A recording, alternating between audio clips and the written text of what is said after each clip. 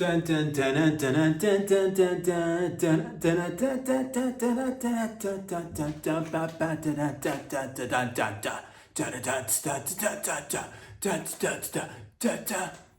back. Glad you made it. This is a social production, ladies and gentlemen, boys and girls. If it's your first time, buckle up, buckle on. Where can you find these videos? On Instagram. Follow me there. Subscribe on the YouTube channel if you like.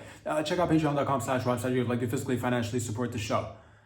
What's going on, pussy face over there, watching, wherever you're tuning in from? If it's Canada, Wagwan mi familia.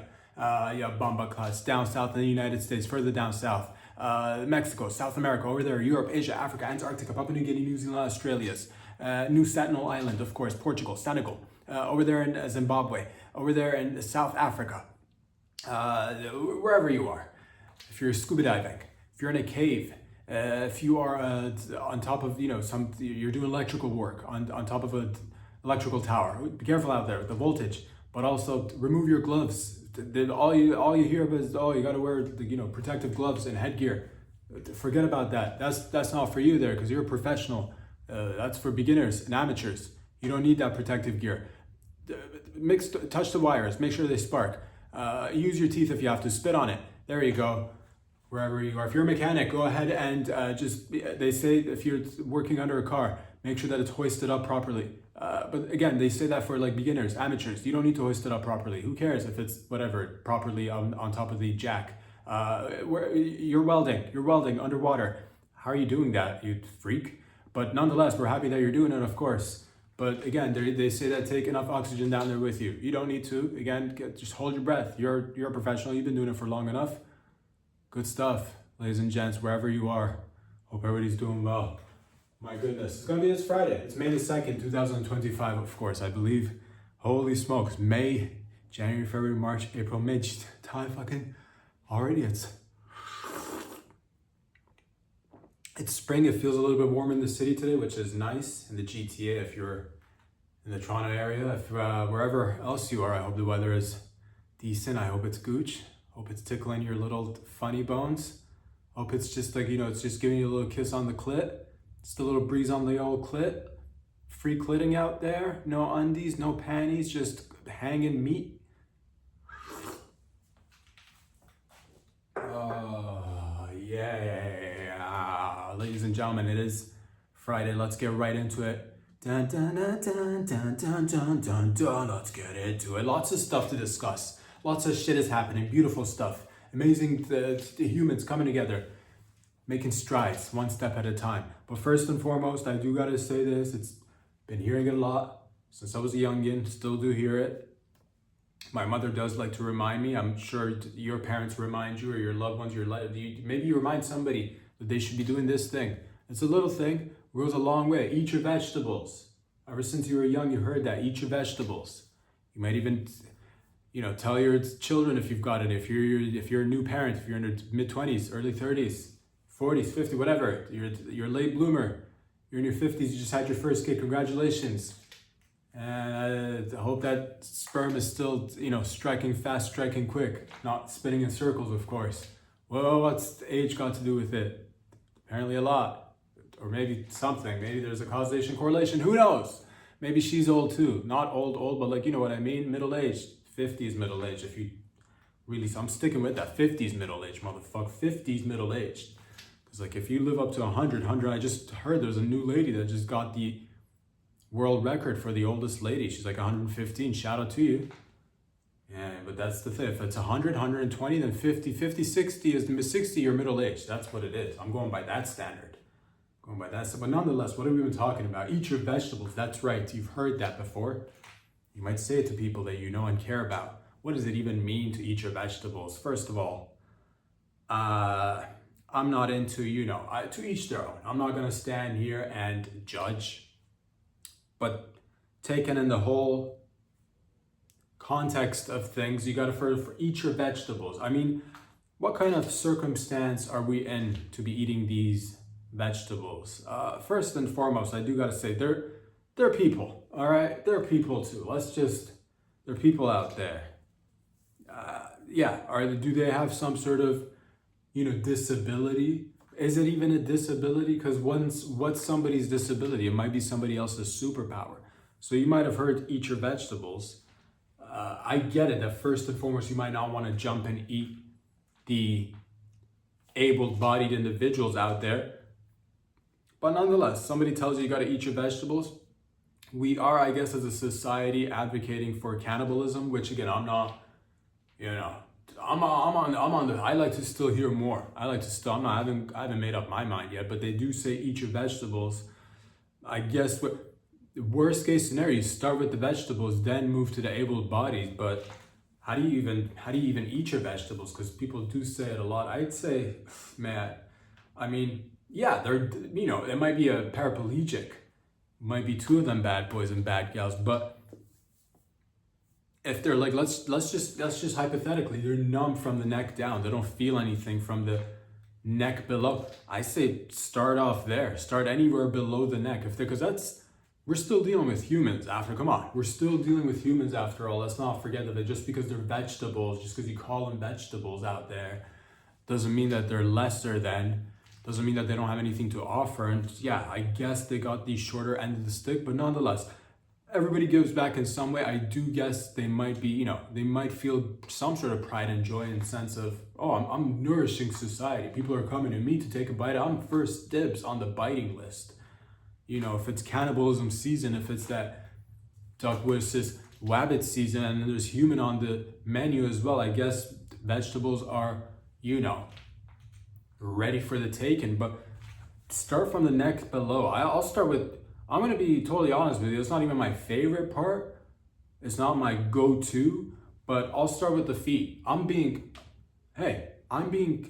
polite. I'm being considerate. I'll start with their feet. First of all, they don't feel anything. They're dead neck below. I'll start with their feet, because you never know. Once whatever the condition, maybe whatever the circumstances, or somebody might ring a bell, somebody might send an alert on your phone. You no longer need to continue cannibalism. Everything's back to normsies. Stop eating vegetables. All of a sudden, they might say that, but nonetheless, ladies and gentlemen, I'll start with their feet. I'll start with the little, I'll nibble on a toe. I'll nibble just to see how they react first. You know what I mean? And then work my way up around the ankles. But I'll rinse their feet. I'll wash their feet first. That's how I would do it. I'm not gonna just raw dog that shit unless there's unless the water's been cut off, unless there's whatever, some sort of catastrophe or natural disaster, whatever. Who knows? Whatever these circumstances are that people are constantly trying to prep you for it, and they tell you eat your vegetables. So I'll start with their feet because I'm considerate like that. And then I'll slowly move my way up to the calves. And that's the thing too, you're dealing, at the end of the day, they're people, man. And I don't know about you, but like the average person, if we're talking full grown adult, vegetable or not, they're weighing anywhere between, depends if it's male or female, we're 110, 120 pounds to maybe 200 pounds. Somewhere around 150 pounds, average person, 150, 67, 180 pounds, who knows? But that's a lot of person to eat. Vegetable or not, it doesn't matter, it's a lot of meat. So, 100, I'm gonna start slow. And I've seen videos on the tubes, and I'm a fan. Sometimes I'll watch and just be, how do these people do it? You know what I'm talking about, people who sit down and eat ginormous amounts of food all at once. They enter these competitions. It's for bragging rights, but also, could he do it? Could she do it? The biggest hamburgers, like 10,000, 200,000 calories in one sitting. The biggest bowl of pasta. Can he eat? And he does it every time, and she does it every day. How do you? And they're not even obese. Most of them aren't even obese, so they do fit it in there. So I have seen those videos where people consume enormous amounts of food all at once. It's just, I guess it's mind over matter at that point. It's just shove it down. Whatever the consequences, you're going to prolapse your anus after, probably. I'm assuming that is the loosest asshole in the city by a stretch. But so I've seen these motivational videos, people consuming large amounts of food, and I'm for it. Whatever your thing is, do your thing. But that gives me motivation. I've not done that. Yeah, sure. In my heyday of being younger, working out, eating, lots of calories, maybe I could sit down and eat like 8,000 calories during the day, 10,000, 12,000 calories in the day.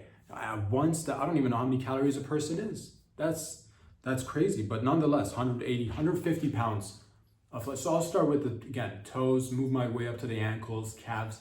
Probably need some water. I'm not gonna lie, if that's how it's gonna be, I will probably need some water.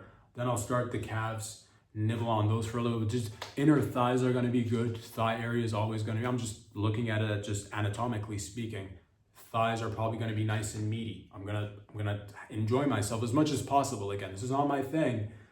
I don't get off of this. This is in my bag, but whatever. It's so much peer pressure. You got to eat your vegetables. So I'm just trying to be part of the community, be of service to my society. That's what it is. Just trying to do your part, get in where you fit in. So people say eat your vegetable. I'll start there, and then we'll get to the crotchal region, and now that's a little bit if it's female, we're getting to puss, paralyzed puss, again, I'm not gonna take joy in doing it, but I'll eat it. But then again, if it's cock, if it's like a limp cock, and it's just, I can, do I grab a taser and tase his cock just to see if he gets one final boner? It's like Final Destination, but for, paralyzed people. One last boner, the last boner, very similar to The Last Samurai, except it's just cock oriented. The last cock. Oh, it's just a little cock with hands and arms, just wielding a little sword, just trying to escape a body or something. So again, it's not sexual, so whatever. If it's not sexual, then what it is just meat. If it's for survival means and I gotta eat my vegetables, then okay, fair enough. What else? We'll do what we gotta do. Play it. We'll do what we gotta do. If it comes down and we gotta throw it down like that, if you're laying it down on a table like that for your boy, then if it's fucking, it's no homo, love my homos, but but it's just food at this point. At this point, it's just, gotta eat your vegetables. Then I'll turn it around and work the ass, of course. I'll work the ass, move my way up to, because I want to give them as much time as possible. Some might say start with the head and just finish them off so they don't see the whole thing happening. They're numb. Remember that. They're numb, neck below, total numbness. They're not going to feel a thing. Still talking to them, having a conversation. How you doing? Would you like a sip of water? It's going to all just drip down. No, it doesn't matter. At least get their tongue wet. You don't want that cotton mouth. You don't want that dry mouth. Ugh, last minutes on earth as a vegetable and you're getting eaten. No one's giving you some water. Come on, dude. I'm considerate. I'm not gonna, I'll pour one for me and I'll pour one for the homies, if you know what I mean. I'll just, little drip here and there. Wouldn't hurt no one. We're in this together now. I'll work my way up the torso, fucking down then the fingers are gonna be nice and crunchy. That'll be like that'll just be cartilage and bones. It'll be, I don't even know, but I'll do it. Then work the forearms, arms, shoulders, neck, and eventually that's when it gets fucking dramatic, man. That's because now you're face to face. Now it's just a head. And they say eat your vegetables. A lot of pressure. Heads on the table. Do you knock it? Do you like how you grab a fish out of the water? You've seen some people grab a fish and just fucking, hammer its head on the bottom of the boat so it goes night. Do I do that with that? Like there's no, and that's the thing too. They just say this thing. It's like, the most generic piece of it, eat your vegetables, and then no directions. It's still a live head. God, do I kiss it? Whatever. I'm gonna go with female at this one because I don't want to, despite the fact, one final kiss, a peck on the cheek, a little smooch on the cheek, and then what do you even do with the hair? I'm not even sure I'm supposed to digest all of this. Again, at this point, I'll probably be sweating. Probably my nipples will be bleeding at this point, and yet we continue to tell people, eat your vegetables, eat your vegetables. So fucking it, I'll down it. I'm not sure how I'll do it. I'll probably tell them, hey, listen, I'm not enjoying this. This isn't fun for me either. I'll probably start with the nose and then work my way and just eat the face. There you go. And all that for what? I have no idea.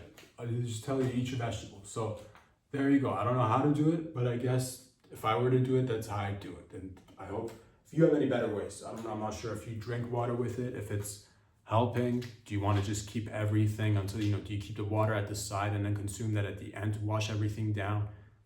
Because drinking water will make you feel less hungry. I want to go in as hungry as possible. It's a lot of meat. We're talking 150 pounds, 180 pounds of meat.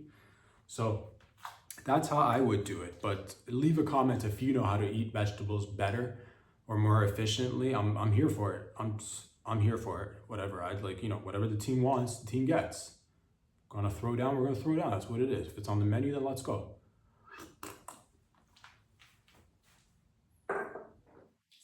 Ladies and gents, I gotta say, I do enjoy belly dancing as much as the next guy or gal out there. It's a little bit more difficult. I'm not gonna lie to you. Belly dancing, out of all the forms of dancing that do exist out there, you got your salsas, you got your tangos, you got your, the macarena, you got your whatever, you got your break dancing, you got your, you got your little side step, you got your little tap dancing, you got your ballet dance. So belly dancing happens to be one of my top favorites, just because something to it when people just, it does require a lot more resources, of course. Not something I get to do on a regular basis, but I do enjoy, all I need is once in a while, just 100 people laying flat on their back on the ground and I get to dance on their bellies. Yeah, it's a lot of fun. It is a lot of fun. And it's a two-way, relationship. It's reciprocal. They're getting their abdominals worked on. I'm putting in my steps. That's what it is. It's mutual. People who enjoy getting belly danced on love it, and that sometimes I do it barefoot. I'll just go barefoot. 100 people, men and women of all different shapes and sizes, laying flat on their backs. I'll throw down for like half an hour, 45 minutes. Nothing too crazy, of course. Just maximum you do an hour if you're going with friends. Hour and a half, 2 hours of belly dancing. 100 people laying on their backs, bellies exposed. I'll go bare feet if need be. Some people do have a little tendency to be like, hey man, could you, put on a pair of socks? I'm not too keen on flesh. Then by all means, I will wear socks, no problem. I will bring my own socks, queen socks. I'll belly dance on top of your bellies. And that's how, do people throw up? It does happen time and again. I'm not gonna lie to you. It's part of the game, man. It's part of the game. You know what you signed up for. Do people throw up a little bit of blood every now and again? It is not a lot of dancers, a lot of dance methods, styles, whatever you want, genres of dance. They're for your everyday folk. Belly dancing on this isn't for the faint of heart, okay? This is not, there will be some blood. It doesn't happen all the time, but you are stepping, I am dancing after all on bellies. Cracked ribs are part of the game, burst appendixes or appendicitis, just bladders exploding all over the place. People do puke every now and again. It doesn't happen too often. Like I'll say 25 out of this 100 people will probably end up throwing up some sort of bodily fluid. Yes, there are injuries, of course, in the sport. I like to think of it more of a sport. It's a dance, but it's a sport. It is a sport. A lot of dancers don't consider themselves as athletes. Belly dancers, it's probably more sport than dance. Works your calves, your hips, your glutes, your whole core is working because you're working with 100 different people, let's say, on their backs, bellies exposed. Everybody's, at a different weight. Everybody's got a different gut. Some people, you got to watch how you step. So yeah, I do it. Do people get, do their brains start bleeding as well just because all the pressure of me stomping essentially is what is on their belly? Of course, it happens. But again, you know what you signed up for. It's nothing major. 30 minutes, 45 minutes, an hour, hour and a half tops again if you're doing it with a group. It works out and everybody loves the experience. It does work their core as well, I'll say. The people who do come back despite the injuries, yeah, sure. A lot of urinary infections, a lot of kidney failure, of course it does happen. Livers have stopped working at home, but that's part of the game, man. You come back strong, and if you don't come back, then that tells you clearly this wasn't for you. Because a lot of people think that I gotta try everything. And then you come here once, because you heard of it. You see people like, it's trending and shit, or like, I'll do this will be my way, this will be my golden ticket, belly dancing. Come out here, son, you throw it down, you lay down on your back, I'll stomp on your belly. If you're not gonna be able to come back next time in about a week or about like a month, however long it takes for us to come back and do it again, if you're not willing to come back, then, give a little bit of respect to the people who do it professionally as, this isn't something you just come in and be like, oh, I got a little bit of extra time, I'm looking for a hobby. This is more of a lifestyle, all right? So if you're looking for a hobby, go fucking chase butterflies and maybe skip rope, all right? This is a lifestyle. It's a little bit, it's a little bit out there, but we take pride in what we do. Whatever, it is what it is. Not everything is for everyone. So that's a little bit of my belly dancing experience. But if you too experience belly dancing, whether you are the dancer or athlete or the athletes, that are laying down on their backs, if it is a small community, it's growing each day, of course. If you I recommend you to get people young, because that's when you're nimble, that's when you're flexible. If things do break, and things do break. Again, I do want to emphasize it. Do not just be like, I'm gonna belly dance. Things will break. It's inevitable. People will bleed, but get them young. Flexibility, agility is all a part of it, and then that way they'll grow old. And again, and this is from, this can go any age, and all the way up to even grandmas and grandpas. And they're a little bit, bones are a little bit more, not in the best of conditions. But again, if they're into it, I don't tell people that if they're into skydiving, you should stop skydiving at a certain age. I don't tell people if they're, race car drivers to stuff. If you are 115, if you still want to belly dance, let's go, mama. Throw it down. That's how it is. Back down, tits up. That's how we do it in belly dancing. But that's just my experience. I'd like to hear more from you. If you'd like, leave a comment about your experiences as a belly dancer.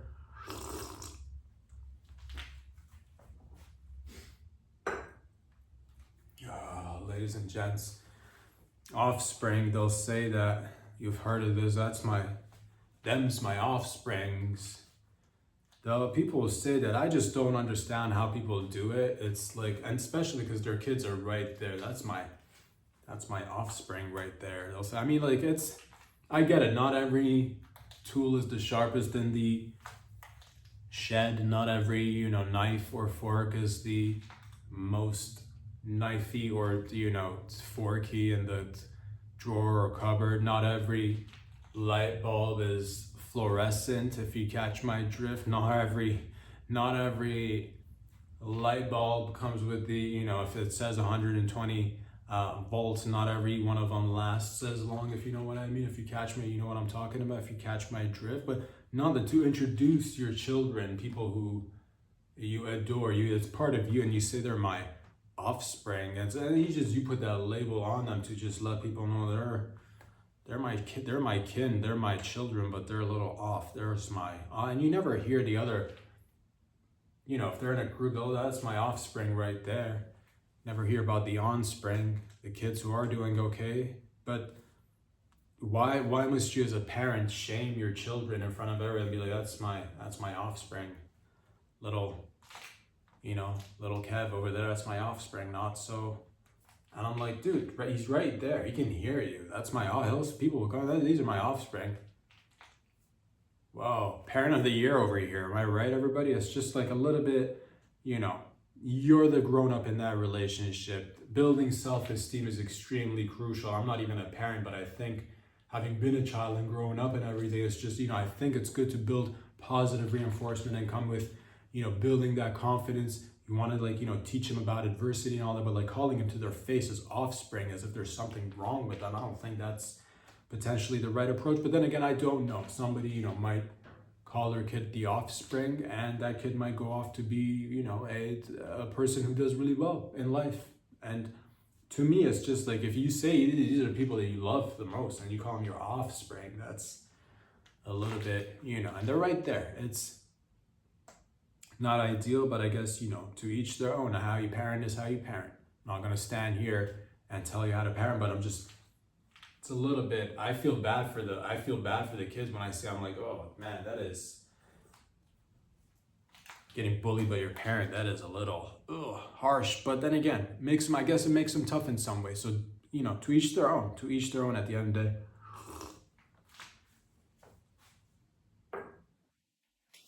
Ladies and gents, what is going on in and around the world? Lots of exciting events that are occurring, lots of advancements that we're making, but also I do like to see a little bit more pushing forward. I do like to see a little bit more. I heard about these two, strides that we made in dental care and in treating of cancer. We are building where we can now apparently, not sure what stage it's at. I think we got the technology to regrow teeth now.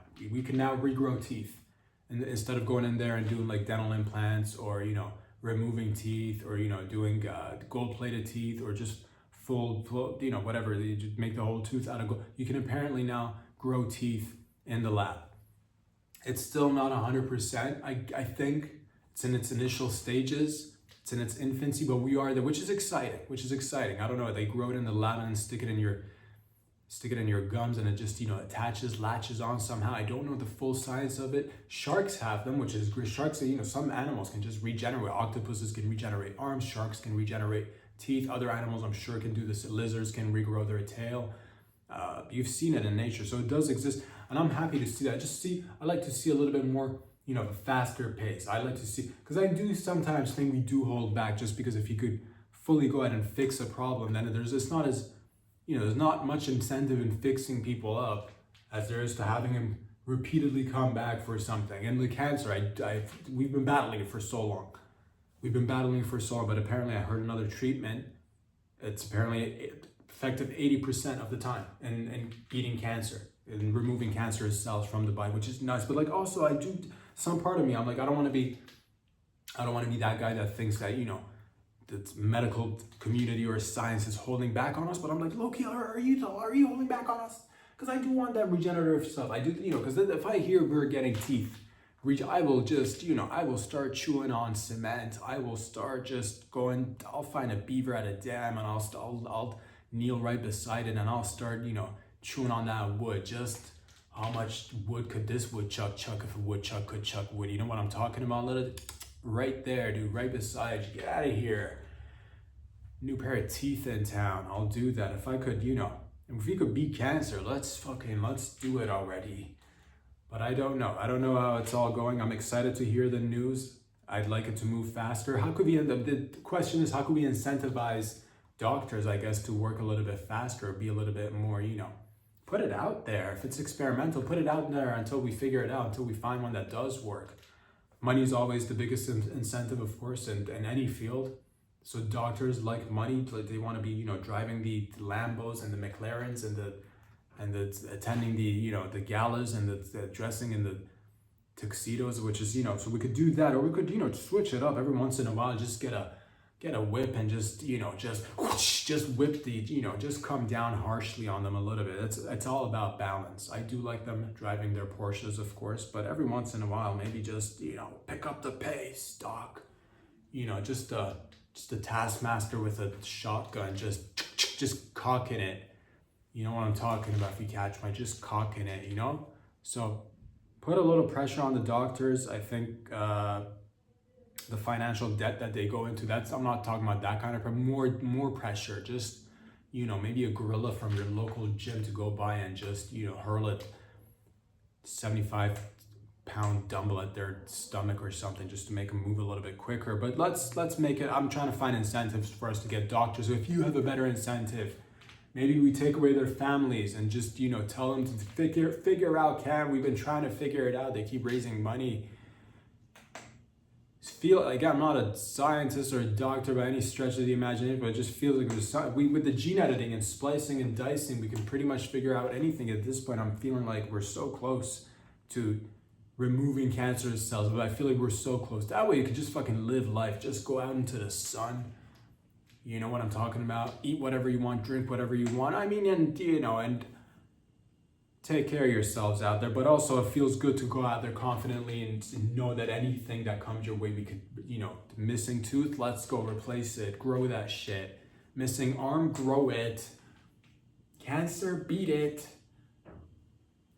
So I'm just figuring out, ways to incentivize doctors. Send them to like prison camp. Send them to like Guantanamo for like a week or two. Just have them get traumatized and like, send them to like some sort of black site in who knows where, in the middle of the jungle or jungle, wherever you happen to be and however you'd like to pronounce it, but some unidentified location, and it's not disclosed, somewhere in a jungle, in the bush, with the natives of that region, with the indigenous tribes of that region who might be cannibals too. Have them just be like, have these doctors be putting up, just a large pot, and maybe just as they're turning up the heat on that water to boil them and eat them, and then we come and rescue them, be like, be thankful, be grateful for what you got, and go work a little bit harder, because I don't know what it is. Do we have the solution? Are we being, a little stingy with the solution because there's not money in fixing people? Is that, I'd like to just know. And if that's not the case, then let me know. If that's not the case, but it just feels like we've been working on it for a really long time. It just feels like if it's, cells that are acting up, we should be able to figure it out. It shouldn't be that difficult. My God, not a doctor, but I'm like, we've been working on it for long enough. Let's figure it out. And as soon as we do figure that out, of course, there'll be something else on the horizon, but that's what I'm saying. Let's figure it out. Let's move on with our lives from that perspective. But nonetheless, I'm happy to see, again, teeth are regrown in labs now, which is nice.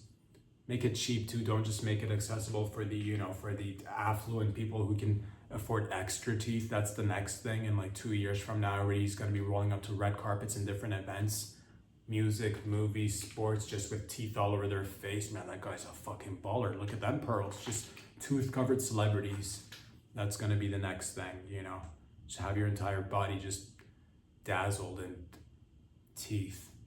Which I'd like to see. If we can get it, and hopefully that'll come, and then it'll, trickle down effect. Next thing you know, common folk could have, their teeth replaced, which is good. It's good to have. You never know when you're going to need it. It's good to have. But again, it's about incentivizing the doctors and dentists. Maybe take the dentists out for a din-din. Maybe they need a couple of, motivational speeches and din-dins here and there. Just take them out, regroup, take them out to an island. Have a little bit of fun. Take them out to an island, get a couple of hookers, a little bit of whatever they, a little bit of nitrogen, a little bit of nitrous, a little bit of just whatever gets them the giggles. You know what I mean? Just spit on them and rub them down for like a week and then bring them back and be like, get to work. Figure it out. Ladies and gents, look what the cat dragged in. They'll say that, people will say that you've said it probably sometime in your lifetime. If you're a regular, normal human being, and that's all of us. And if you've not heard that, and if you've not said that, then you are an anomaly, my friend. And I'm beginning to question whether or not you're actually human. I'm gonna just take this time and welcome you to the show, you beautiful alien who's just blending in on a regular basis, pretending that you're human, observing the human experience and going along like you just know it. You just know what it is to be human. But if you've not heard that quote, if you've not ever used that quote, then a little sus. I'm beginning to, I'm not going to draw my conclusions right now, but I have my questions. But nonetheless, ladies and gents, you've heard this. Look what the cat dragged in. And I often say yes, cats could definitely drag in stuff from the outside and bring it into the interior. Might be a little mouse. Ugh, not so sanitary, is it? Whatever, it is what it is. I don't have cats, but I could imagine. I've seen enough of them in the wild and on the TVs. I've heard stories. They could, bring a little bit. They might pick up a little bit of garbage, a little bit of debris, a little bit of, a little bit of a snack. They might find another cat, a smaller kitten who's lost its mama. Meow, meow, meow. That's the sound of the infant kitten stuck between a garbage can and a tight corner. And then there you go, your cat, meow, a more mature, grown cat, meow. Just a heavy, deep voiced meow, meow, meow. Just a mature cat sees this kitten, rescues the kitten, grabs it by the back of the neck, brings it home. Meow, meow, meow, meow. That's cat talk. The elder cat is telling the young cat, here, have a sip of this milk. Meow. Next thing you know, you got a whole bunch of kittens at your house. But these are the items that you typically have the cat drag in. It's 2025 and I thought to myself, how else could we enhance this experience? And I said, what do we as humans use that we could apply to our cats, our feline friends, to help them bring in more from the outside to the interior? I looked, I searched, I spent a lot of time meditating, not eating, not sleeping, traveled for a long period of time, lost track of time, lost track of space, lost track of myself. Didn't shit, didn't piss, at least not in the toilet. probably some bodily fluids. I had to relieve myself. I might have let go of my inhibitions and just pissed and shat myself on the go, because that's when you really get into it, that's really what happens. And can you really blame a person when they're really into something, trying to figure it out? And I looked around, all around the world. I noticed when it's spring and summertime, people go on their, or even fall, people go on their lawns and they grab a rake and they start raking the lawn, collecting the dead leaves, collecting the debris, the garbage that might have flown in from a neighbor's yard or from across the city. It doesn't matter how the garbage got there, it doesn't matter how the leaves got there. Nonetheless, what are they using? I asked myself. It's a rake, and it's grabbing all the items on the ground and helping them get collected into one specific area. So I said to myself, if we could just, for a second, if we could just unite these two things, cats and rakes, we could potentially solve this problem once and for all. We could have our cats dragging in way more than they should. And a lot of times, yeah, it goes, months, and the cat's not really dragging anything in. Sometimes it might even take a year for them, especially when they're younger. They're not even, maybe they're just house cats. Maybe they're not even going out that often. But imagine these beautiful rakes that we've made for the cats. You could attach them to the neck or back of your cat and just let them wild. Just let them loose in the wild. Let them go foraging. Let them go hunting. Let them go do whatever it is. But by the end of the night, when they do return, behind them will have been an accumulation of just random goods. I'm talking needles, broken bottles, bottle caps, used half-filled condoms, a bloody tampon, an old Barbie doll, loose panties, things, items that you see on a daily basis walking around. Some poo. Is it dog poo or is it human? It doesn't matter. All that matters is that the cat dragged in more than he or she did previously prior to having this cat rake attached to their body. So please go ahead and invest in the hottest new piece of technology that is out there. Once again, that's cat rakes, specifically made and customized for your cat. It comes in small, medium, and large because we like to, again, cater to the kittens, the medium-sized cats, and the fat cats as well, just so they can rake in more when they are dragging in items. You might get lucky. You might just, loose change, a wad of cash, a stranger. There's a stranger attached to the rake that's attached to your cat being dragged in through your front door. And all of a sudden you got a stranger. You got a full-blown new stranger. You own them now. You own a person. Finders, keepers. Remember that.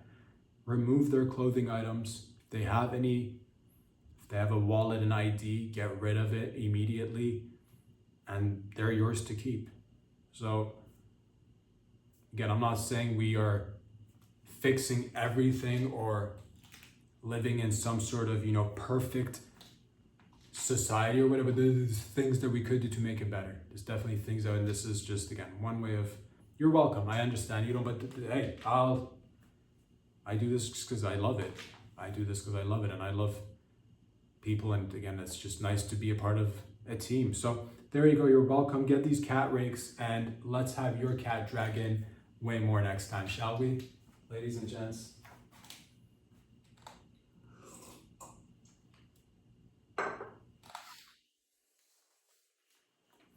I believe a Chinese student was just rescued twice in Mount Fuji, twice in 1 week. Beautiful Chinese student, mid to late 20s, going up Mount Fuji, doing Mount Fuji shit, visiting. I don't know what happened, but you're in a mountainous region. It is, conditions could get, dicey sometimes. People, because they say, you got to respect the water, you got to respect the oceans, the sea. It could suck you in, it's powerful. If you don't respect it, it'll take your life. Mountains are pretty much the same thing as oceans or large bodies of water, except that they're like the total opposite in the sense that they're extremely dry, unless we're talking about like a little area with a waterfall or a little river that runs through. It doesn't matter, but I'm talking like mountainous regions happen to be, it's an enormous piece of land, and it's every step could be your last if you're not careful. Every turn you take, it could be your last turn. You got to be careful out there. So this individual went up there, got lost or something, and had to be rescued via helicopter. And that would have been, that shit happens, whatever. You gotta rescue once, that's whatever. But then in the same week, he decided he apparently left his phone on Mount Fuji. He decided to go back and try to get his phone. On his second attempt going back, he again ended up needing the rescue, and they got a chopper, I'm assuming, and they rescued his ass. So that's 2 rescue missions for one fella in 1 week. And it just made me think about how many rescue missions does each person get. I don't know, I've never been told. Via helicopter, man, if you must get choppered out, that is twice in 1 week too. So that is, we do got to put a limit on it. I'm sorry, we got to put a limit. Scarce resources. They do, so there's plenty. I do believe there's plenty to go around for everyone, but at the same rate, one step at a time. I can't see ourselves allocating more helicopter rescues to this one particular individual. Again, I don't remember reading his name. I'm not even sure if it's a he or it could be a woman. I'm pretty sure it was a dude. Don't remember his name, but the story is large. The story is big. The story is actually quite girthy and juicy. It's a wet story, I believe so. But I do want to put it out there. 2 chopper rescues in 1 week. You're done. You're done. For at least a year, right? At least a year, you're done. No more chopper rescues for this fella. 2 is plenty. Shouldn't be in circumstance where you need 2 chopper rescues, unless you're some sort of if you're working for the government, if you're a special agent that needs to be ready. Those are different. If you're a army guy or a gal, if you're on a mission, that's a different. Go to the collection spot, or go to the this is we're gonna come and retrieve you from this. But that's a difference. If you're a regular civilian, 1 chopper rescue per year, that's it. 1 chopper. This guy's already gone over his limit. In my personal opinion, I don't think if he goes out there, I'm not even sure if he found his cell phone. That's the bummer too. And by the way, I believe the chopper rescues have cost way more than a cell phone. So I'm just putting it out there. I don't care where you are, whether it's climbing Mount Fuji or going into the jungles of Madagascar or the Sahara desert, which I have a big problem with because that's just saying desert. I'm just gonna call it the Sahara from now on. I'm not gonna say that. Moving forward, I've made this point probably in the past at one, but moving forward, if I ever say Sahara, I'm not gonna follow by desert just because it's too the Sahara is just desert. You're just saying the desert. So I'm just gonna say it once from now on. I'm hoping you all know what the fuck I'm talking about. So if you go into the Sahara and you get into some sort of sinkhole or some sort of quicksand situation, and you get rescued once, that is it. You go back twice, same area, specifically same location too. It's not even a different, and that's where the bummer comes in. I'm even open to saying, okay, you can get rescued from different spots, but getting rescued from the same spot in 1 week, you're done, sir. I'm sorry, you are not gonna. If you're going to I'm gonna go and climb over this mountain and get to a volcano and just have a little peekaboo and see what's in there. I'm sorry, this is not. Again, yes, there's plenty to go around, but also you've kind of maxed out your rescue. So if you're planning on going on some sort of expedition in this spring and this summer, just play within your limit. You get 1 rescue, all right? 1 rescue from the ocean, 1 rescue from the sea. I don't care how many times I've drowned twice in this week. Then that's it. Then third time you're out. Then third time you're out. You can't keep. It's a lot of resources. People have a lot of. Think of others. There's others. So quit being selfish is what I'm trying to. Unless you got your own helicopter, then by all means, whip it out as many times as you like. Ladies and gents. This one got me super excited. Oh, it got me hard. It got me extremely hard because I love lasers. If you know anything about me by now, is that one of the things that I do love is lasers. We are the United States. I believe we have created a satellite that can go up into space and collect the solar energy and beam it directly onto the Earth anywhere, anytime, which means we have a laser beam orbiting the Earth, a satellite laser beam, solar laser. I guess it's not a laser, but it's a beam, it's a directed energy instrument. I don't like the connotations that come with weapon, because it could be anything, and I'd like to, if I may, I'd like to sign it out for a week. I don't know how this whole thing works. Again, collectively we made it.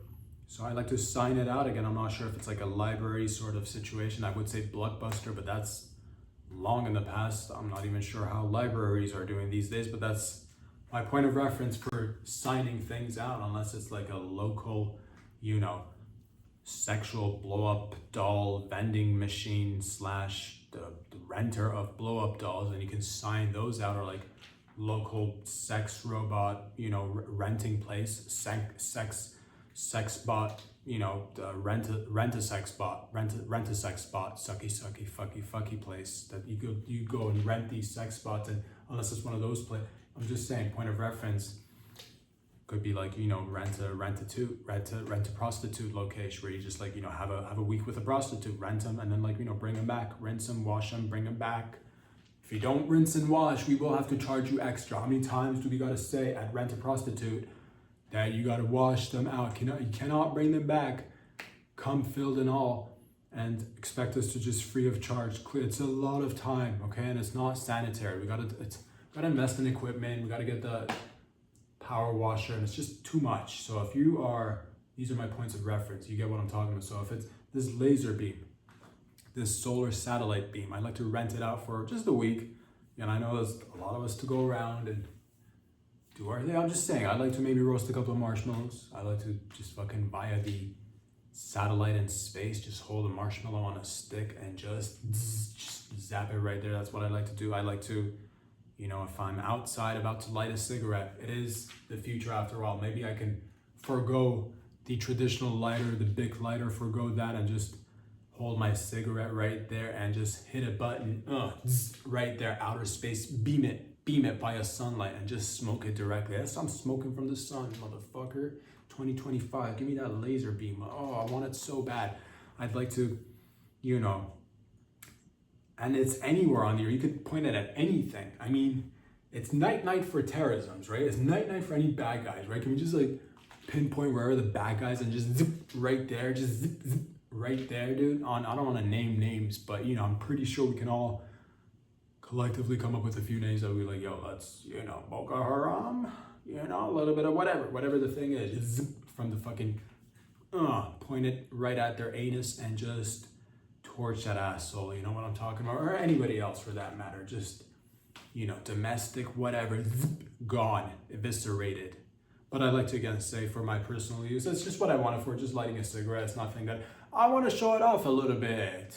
I don't have any, you know, I'm not a governmental body. My needs are a little bit more personal. Yes, of course, it's not as, you know, big and important as you know, it's not as major as your needs, but I'd like to fucking, if it's, you know what I'm talking about? Or if somebody, what if I were to get into a situation? I never do, because I'm not that kind of person. I'm a lover, not a fighter. But if need be, fucking, I'd like to be able to press the button and zip right there, dude. My own personal laser from space. Now we have it. It's exciting technology. How could you not be excited for this? Bullets are out. Laser beams from the space are in. But in the meantime, we do need to get the minerals. So we do got to sell weapons too. So I guess sell the old oh man, sell the old weapons to people who buy old weapons. Sell bullets. Don't sell anybody like lasers. Keep that for your boy and like the good times that we're gonna have together. But yeah, man, sell dumb bullets that travel way slower than the speed of this laser, which is fucking speed of light, which is crazy. So yeah, but like low-key also don't let people, but then again, this is news that's printed out there, and that I'm not letting, this isn't like, you know, I'm not saying that this podcast is going to be the podcast that's going to let, you know, adversaries know that there's a laser fucking pointer in the sky.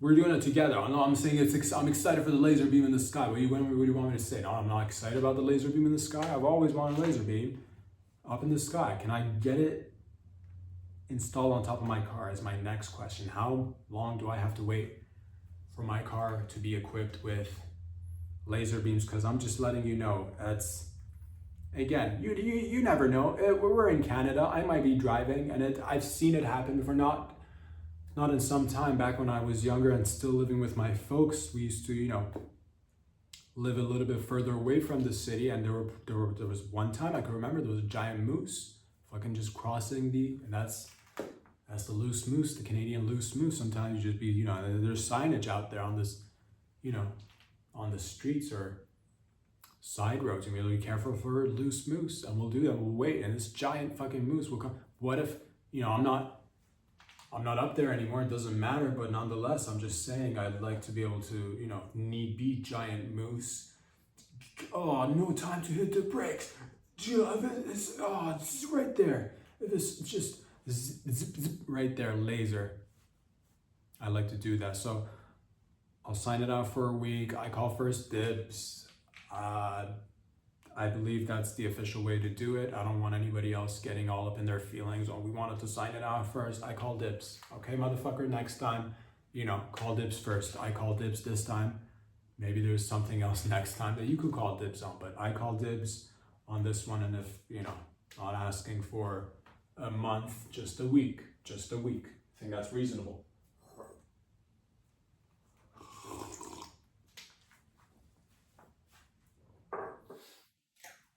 Ladies and gents, if you liked conflicts, global conflicts, if you like the Ukraine and Russia conflict, if you like the whole Middle East conflict, and then if you like you know, old school conflicts too, like North, South Korea, if you like conflicts in general, there's a new one apparently that might be flourishing, that we might be getting a new flavor of conflicts. This time it's more of it's a fusion. It's a fusion. It's India and Pakistan are maybe about to hurt stuff. I don't know what's going on, exactly know what's going on with anything, but there's a little bit of beef, a little bit of tension between India and Pakistan. I believe there's a region disputed. That's with many regions of the earth, but this one also add another one. If you were like worried about again other places, war breaking out, this one's a new one. It's a new thing. It might not even break out. It might break out, but things got heated. I don't know. A few days ago, there was a little bit, you know, it was a large one. It was, you know, 20-some people got murked in this region of Kashmir. I'm not sure how you, disputed region between India and Pakistan. 20-some people died, and tensions are high. And I'm telling you right now, and it's, you know, typically, obviously, we're not for war. Nobody is for, unless of course you're making a lot of money, then we're for war. But alternative, you know, most people aren't. But alternatively, if you like, you know, because we've seen the off-whites go at it, and nobody cares. We've seen the off-whites go at it, you know, for some time now. They've been at it for a minute. We've seen, you know, Israel-Palestine. They've been going at it for many decades now, and things, you know, gets heated up. It, you know, takes some time. It, you know, it goes on the low key, and it gets heated up again. And then, you know, old school, you know, but this one's new. This one's brown on brown.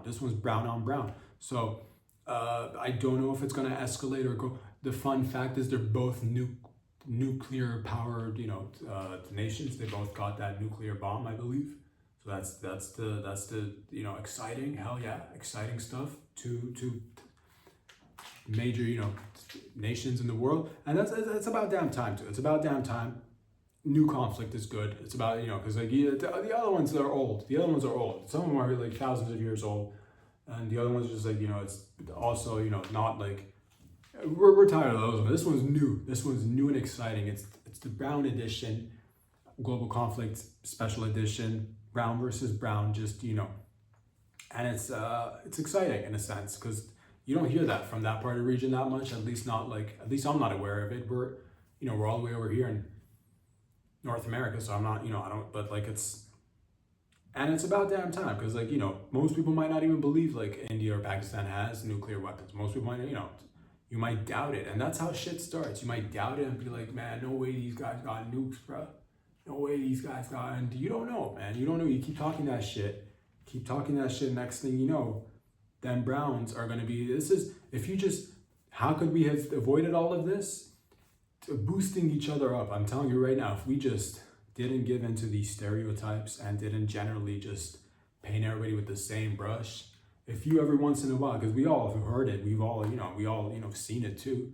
But I'm telling you right now, if you just fucking I'll say it right now. Browns have huge cocks. I'll say it right now. Browns have huge cocks. I'll say it right now. I'm taking one for the team. I'm not even taking anything really. I'm actually giving at this point.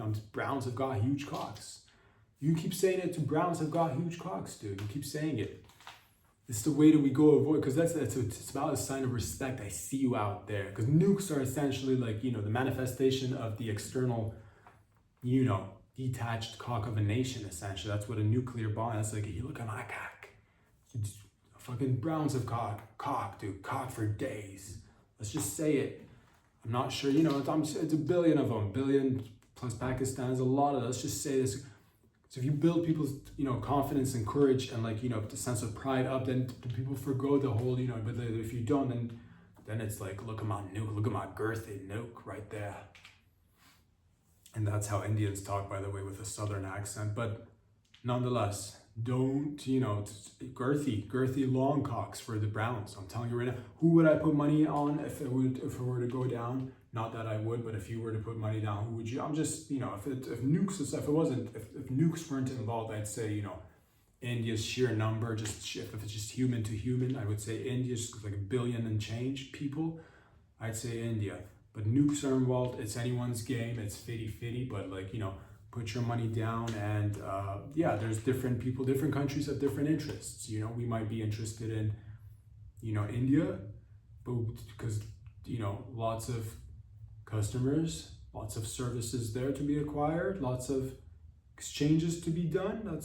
That's a market, but also Pakistan, also, good to, have our relations with Pakistan. So I say, put a little bit of money on both. Put a little bit of money on both, and because, other nations are doing the same thing. China might be going in do I back, India or Pakistan? I don't know the deets of it, but I'm assuming everybody plays both sides, or everybody plays all sides. Everybody just, and that's the thing. If we were to just be a little bit, these Browns with the huge cocks, if we just focus more on that, we could alleviate the whole pain of having to deal with nukes. Get rid of the nukes. Just say everybody's got a huge cock. Let's just do that. Everybody walk around and be like, man, this guy, this huge cock. Brown, yellow, white, black. I mean, really, but that's, it's happening. But also low key, it might just be maybe they'll press a button and it'll just be fucking, it might just be chicken tandoori for days. It might just be do not make me press the button, and then they press a button, it's just it's an explosion of chicken tandoori. Might be that, I don't know. Might be that. Do not tempt me, do not push me into a corner, I will press a button, and then they'll press it, it's just butter chicken all over the place. Might be that, I don't know, or might be nukes. Or don't push me. And maybe you press a button, it's just garlic naan. Who knows? It might be nukes, though. It might be nukes. But it'd be nice to press that button, and it's the festival of color, everything, just dust of beautiful colors, just everybody's doused in color. You've seen it, you know what I'm talking about. You're cultured. We all are, aren't we? Thanks to technology, we're all fucking right there, and each other's nice.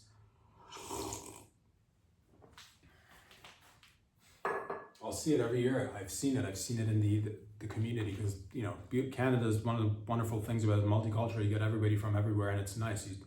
Certain time, just a few weeks ago, maybe about a month or two, I forget when it was, but I saw a bunch of beautiful Indians covered in different colors, all red, green, yellow, colored, just powder color. I don't know what it is. Festival of colors. So there you go. That's the Pakistan and India little tension, because then somebody came and said they might be throwing down in the next 24 36 hours. This was maybe yesterday or the day before, so within right now or by tomorrow, things might get heated and spicy. A lot of flying turbines all around, dude. It might be just Turbine City. You never know what's coming at you. Might be just a lot of synchronized dancing and weapons just being exchanged, but who knows? Let's all pull together and aim for a peaceful resolution, okay? Let us get rid of these disputed lands and quit disputing over land, and maybe agree over land. How about that? Maybe we all have so much and we fight for so little. It's the biggest thing. We have so much, and then we're but this little piece of land is the most important thing, wherever it is, and we forget the human aspect of it. We forget our nips. We forget that our nipples are probably the most important thing we should be concentrating on. Think about your nipples for a second. God damn it. If your nipples could talk right now, what would they say? I'm feeling neglected. I'm all to one side. I can't see anything other than just what's ahead of me. That's what your nipple would say. I've heard I've got an identical twin on me on the other side, but I don't see it. I've heard of it I can feel it. There's some sort of connection between me and another nipple. I can feel it, but I've not seen it. That's what your nipple is saying if you were to pay attention. Maybe switch your undershirt. I'm chafing. You'll hear if you just listen. If you listen. I can't. Play with me. It's your nipple. Play with your nipple right there. If you just pay attention to the important things.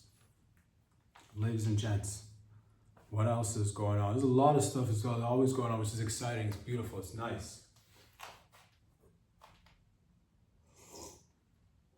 Neuralink has now made its third chip patient. Another chip patient is out in the market. A chip person, the third chip person is out there. Chip.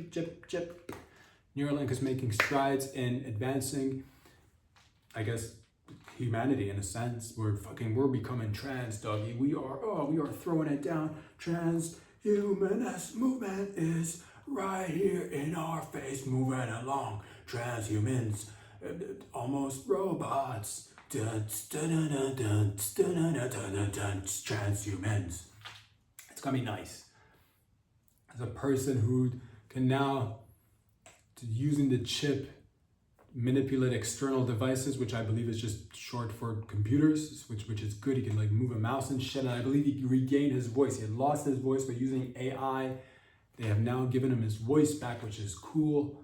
That's always good to see. Mobility, language, these are things that we all, take for granted. But some of us who are, in a situation where they might lose those things due to whatever, the roll of the dice. They can now regain it with Neuralink. It does, it makes me hopeful for, the people who are in need of it. It does a little bit, I'm not gonna lie, it does scare me a little bit as well, because I don't know what's on the horizon. I'm always optimistic. I'm always like, yes, we're gonna be doing great things. We're doing great things. That's down the line though. That's down the line where everybody, because like this is the third one. And this is only 2025, baby. Who knows when it's gonna be hundreds, thousands, hundreds of thousands, a million of the population. And then it becomes the next.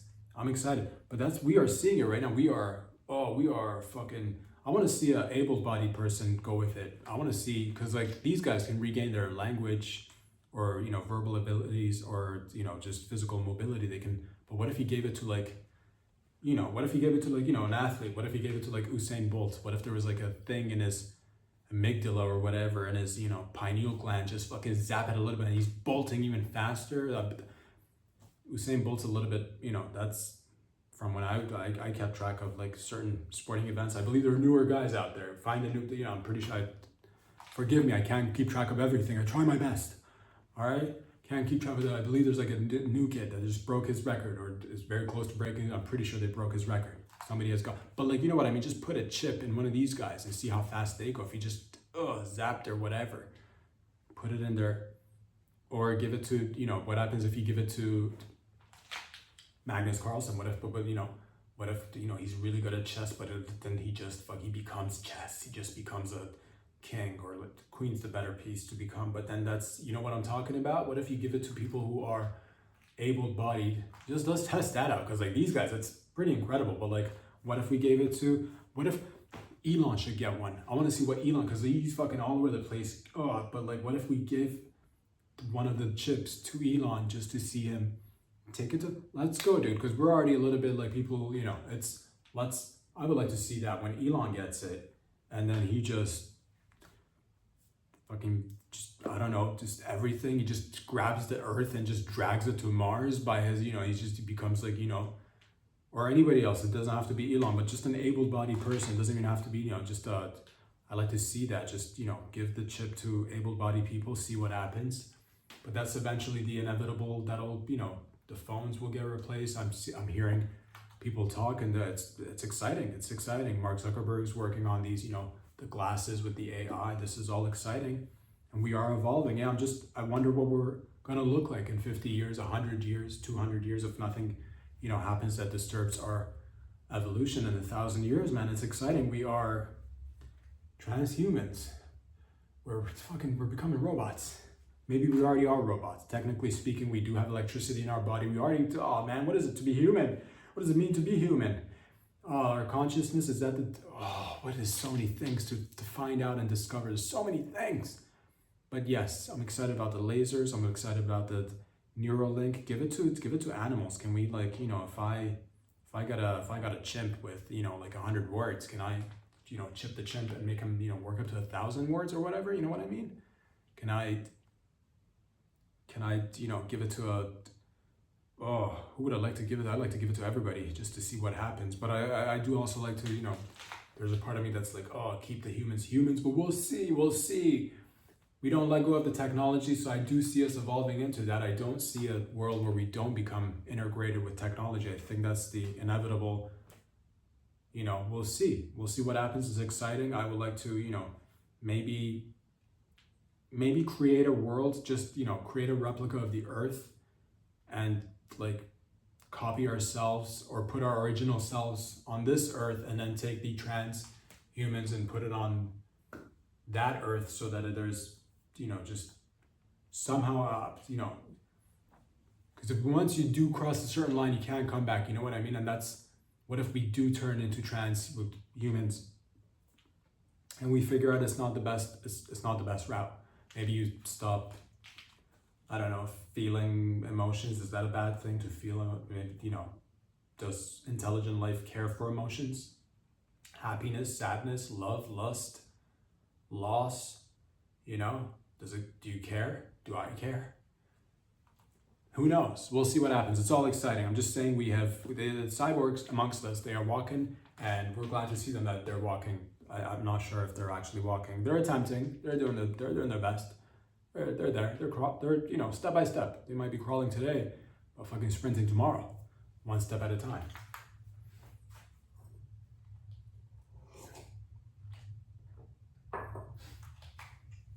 Robert De Niro's kid, I believe, came out as trans. I believe Robert De Niro has many kids, but one of them came out as trans. I forget their name. Something De Niro, I'm guessing. I think they're in their late 20s. It was a boy that turned into a girl, or rather a man that turned into a woman, or woman turned into. I don't know the details, to be honest. I just heard that, and I also heard that, you know, Robert De Niro is coming out saying he loves his kids. He's going to be supportive, which is, you know, that's of course, you know, at a certain point, especially if they're like grown adults, it's, yeah, of course, you'd support your kids. But there's always that part of my brain that just says, you know, nurture versus nature. Nurture versus nature. I like to question, just so I know, or at least, you know, try to figure things out as best as I can. We're all doing it together. I don't have to, you know, I'm just trying to learn, you know, because that's, how much of it is nature? How much of it is nurture? Why is there, I asked myself, I asked this, honestly, I do ask, like, you know, why are there so many trans kids within Hollywood celebrity households? You know, why did Hollywood produce so many trans kids? Why do so many celebrities have trans kids? That's not, you know, is it nature or nurture? It's still a debate. It's not like we don't have a definite answer. These are new things that are emerging. You'd never had 200 years ago, you never had trans in this sense that we do today. You wouldn't even have the technology. You couldn't manipulate the body. Like, you know, people might have dressed in other ways, but you never had in the sense that we are now transitioning. We are now giving people breast implants, removing genitalia, adding these are due to the advancements that we have today. So this notion of it being, but then again, it exists in all of nature. So it is a part of nature. So it is natural in a sense. It does come from us and our existence in this plane. So it's all natural at the end of the day, but it's not you know, and that's where I just wonder how much of it is nature versus nurture, to the sense that we, you know, consider nature or nurture. Is it a combination of, that's what I'm asking. I'm just wondering how much of it is, like, you know, how much of it is genuinely somebody being, you know, feeling like they're stuck in the wrong body? How much of it is them feeling it on their own? How much of it is, because it's, you know, very, you know, visible in a certain community that's got a lot of affluence, a lot of power, a lot of wealth, a lot of resources. And I just wonder, is it just the natural, again, tendency to go that way? Because, like, you know, how do you, kids, I don't even have any, but, like, you know, it's different for every kid. Some kids want to mimic their parents as they grow up. Some kids want to, rebel or be the opposite of their parents, depending on so many different factors. Your father was he did a lot of banger movies in his heyday. A lot of banger movies in his heyday, right? Hard to, go in that field and be like, I'm going to be an actor like my father. It's a lot of pressure. Not to even say that that's the path, but you know what I mean? You question things. You're like, what's the, what else could you do to get a form of, known identity? You could just give into things that are clapped for or praised because you get put in a magazine, your name gets out there, you're now part of a community that gets, funded, supported, vocalized. It's a small community, but I just wonder how much of it is nature, how much of it is nurture, because you don't see as many trans kids in impoverished communities all over the world, wherever you go. If you were to go in, a place in Asia, Africa, Middle East, where it's like, if you go into a village where, you're not going to find any trans kids. I bet you're not going to find any trans kids in Gaza. I bet you're not going to find any kids, because you'll see images of like, women and children with like pots and pans waiting, begging for food and water. And it's like, I bet you $1 million there's not going to be one trans kid there. There's not going to be one trans woman there or man. It's just, I wonder if it's in that, but then again, I do question, I'm like, okay, fine, remove those people, put them in a world of affluence and wealth and resources. Would they just, would you then, the kid is, somewhere in a village, and again, Middle East or Africa, just like with like, flies in their eyes, that kid with a belly, that kid with the skinny arms, big belly, all sorts, AIDS baby, bring him, nourish him back to life, remove the AIDS, give him healthy food for many a decades. How many of them would turn trans? Would they turn trans? Do they even know about trans? You know what I mean? Is it like, how much of it is culture? How much is natural? All these things, it's interesting. Not to say that people have their own, if you're a grown person, you should be able to make your own decisions. If you want to get a tattoo, get a tattoo. If you want to remove your hair, if you want to get a, split your tongue, if you want to go skydiving, if you want to do, volcano dancing, if you want to do, alligator hunting, whatever it is that you're into, I'm all for it. I'm all for humans to, if you want to put a chip in your brain, if you want to do that, do that. If you want to exercise, if you don't want to exercise, whatever you want to do. If it makes you happy and full, by all means, live your life. But genuinely, I do have that curiosity. I do want to know how much of it is nature, how much of it is nurture. We definitely did not have the technology that we do have today. So it would have been impossible to have trans in the past. So to say that, yes, now we do see more of them because let's say they have more freedom or access to resources, but we never even had the technology. You might have castrated somebody in the past, but you would have never been able to reconstruct somebody's genitals to the extent that we do now, and it's still not 100%. You still hear about the complications, people detransitioning because of, and that happens with everything. You get a haircut, you're not happy with it, you're like, oh, this haircut sucks, I can't believe it, or whatever. You get a tattoo, you're like, oh, this tattoo sucks, you get it lasered, whatever. You might get a new, you might have a penis, you might cut it off, and be like, oh, I'm so excited for this vagina, and then you get it, and it's just like the 2025 vagina, and it's not as good as you thought it would be. Now it's, now you might have ingrown hair inside you and it's itchy as fucking balls because that's what it was. It was balls. That's what it was. But down the line in 2030, in 2040, 50, then, 2100, where we can probably do in 200 years, where with the chips and the AI and technology consistently getting better. And again, it's kind of hand in hand with the whole transhumanist movement of us, merging with technology and also being able to manipulate our bodies, our biology. What does it mean to be a, male or a female? We'll all definitely, it's interesting stuff. I'm just curious to know how much, because why do you see so many trans kids in Hollywood, and why don't you see as many in, again, a village in point to any spot on the map that's not as affluent or wealthy? Why don't you see that? Curious, but also everybody deserves love and respect. And that part of it is, understandable as well. So all in all, I'm just saying, it's a curious question. I wonder how much of it is just, people being either praised or peer pressured, because you see some people in a certain community and everybody start, how much of it is just social contagion, if you will. Questions to be asked. We'll figure out. We're all happy for everybody out there getting whatever, getting their thing, getting nipped and cut and pasted, and it's good. It's nice.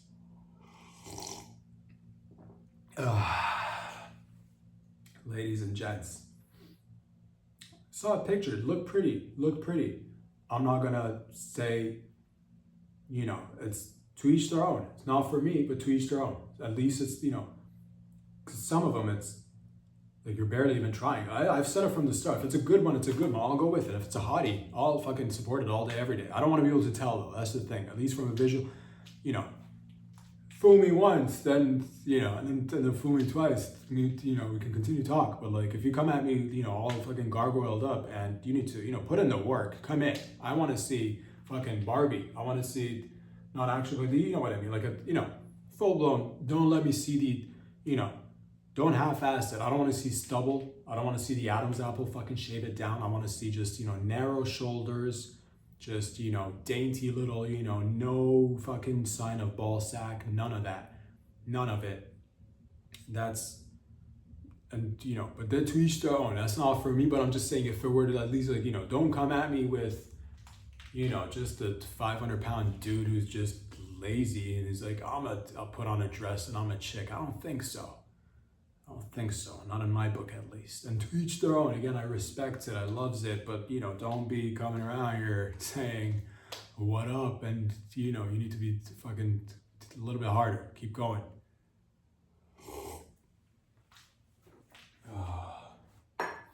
Just talking a dress saying you're a chick. Come on.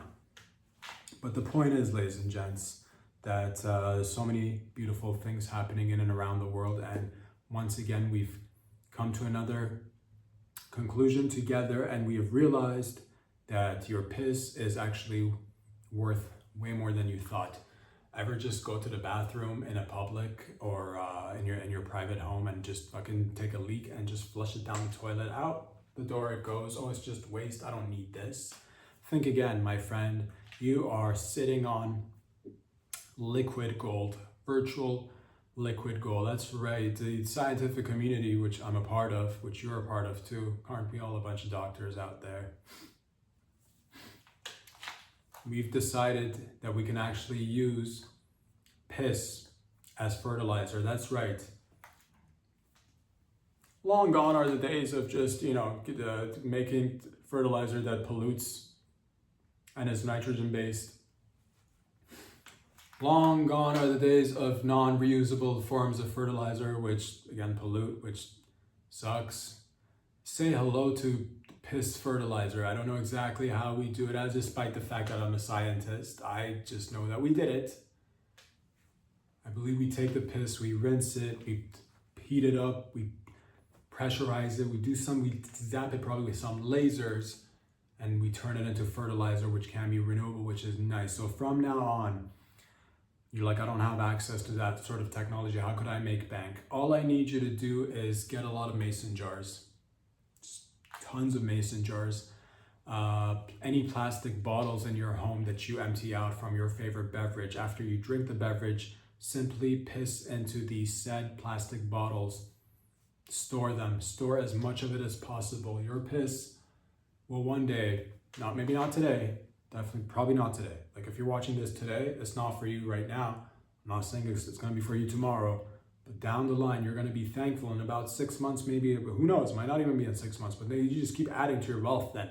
Just keep adding, 10 years of just adding to your pile of bottles of piss. Just keep adding, because then you can take all that to the bank, and not the actual bank, because they'll probably throw you out, but like, and that's with or without piss. That's just based on your credit score, man. I'm not gonna lie to you, but nonetheless, the point is that you'll take this to the piss bank and say, cha-ching, aren't you glad that you saved all that piss? Use all my piss for fertilizer. You can put this as a down payment for whatever, a car, a new body part, maybe a home. That's probably a stretch, at least for most people. But nonetheless, you'll have a chunk of money, and that's thanks to your piss. So instead of just flushing it away like a frivolous lunatic, just Johnny Good Time, not having a thought about anything, just save your piss, bottle it up. Again, mason jars on top of your fridge. Open a cupboard. What's in there? Jar of piss. What's in the closet? Open it up. Piss. Bathroom. What's behind the bathroom door, just store it anywhere really. Closet again, more piss. In the bathtub, maybe if you've got like 2 bathrooms, I just allocate 1 bathroom to just, storing piss. If you got got a cold room, if you live in a home with a cold room, store it in there. Forget canning food and, preserving food and all. Piss is liquid gold. You're sitting on it. We can now use it as fertilizer. I just wanted to put the word out. Do not go to public bathrooms and be like, I'm just gonna just keep it all day until keep it inside of you for the entirety of the day. And then make sure you fucking store it. That's all I wanted to say. Until next time, ladies and gentlemen, peace out. Get out of here.